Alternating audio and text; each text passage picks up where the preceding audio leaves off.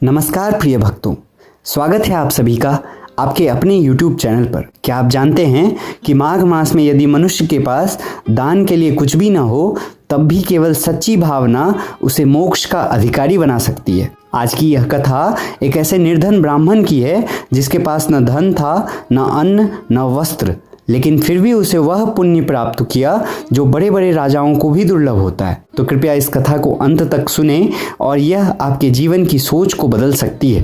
तो चलिए कथा प्रारंभ करते हैं। प्राचीन भारतवर्ष में गंगा जी के पावन तट से कुछ दूरी पर एक छोटा सा गांव स्थित था। उसी गांव में धनदत्त नाम का एक ब्राह्मण रहता था। उसका नाम धनदत्त था, पर जीवन में धन का नामो निशान नहीं था। कई बार तो एक समय का भोजन भी बड़े कठिन परिश्रम से मिलता था।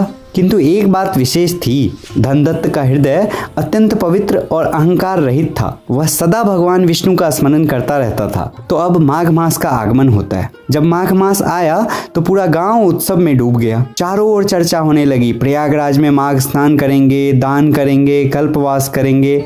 धनदत्त यह सब सुनकर मन ही मन अत्यंत प्रसन्न हुआ, लेकिन अगले ही क्षण उसकी आंखों में आंसू आ गए। उसके पास न यात्रा के लिए धन था, न दान के लिए अन्न और न वस्त्र। उसने आकाश की ओर देखकर कहा, हे प्रभु विष्णु, क्या निर्धन का माघ मास व्यर्थ चला जाता है?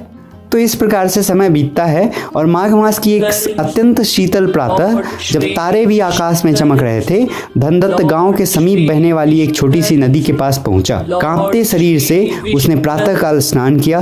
ठंड असहनीय थी पर मन अत्यंत शांत था। स्नान के बाद उसने कहा, हे श्री हरि, मेरे पास दान देने को कुछ नहीं है, केवल यह शुद्ध भावना ही मेरी भेंट है। नदी किनारे कुछ सूखे तिनके पड़े थे। धनदत्त ने उन्हें उठाया और दोनों हाथ जोड़कर कहा, हे प्रभु, तिनका आपको अपनी श्रद्धा से अर्पित करता हूँ। उस क्षण उसके नेत्रों से अश्रुधारा बहने लगी। उस रात्रि धनदत्त को एक दिव्य स्वप्न आया।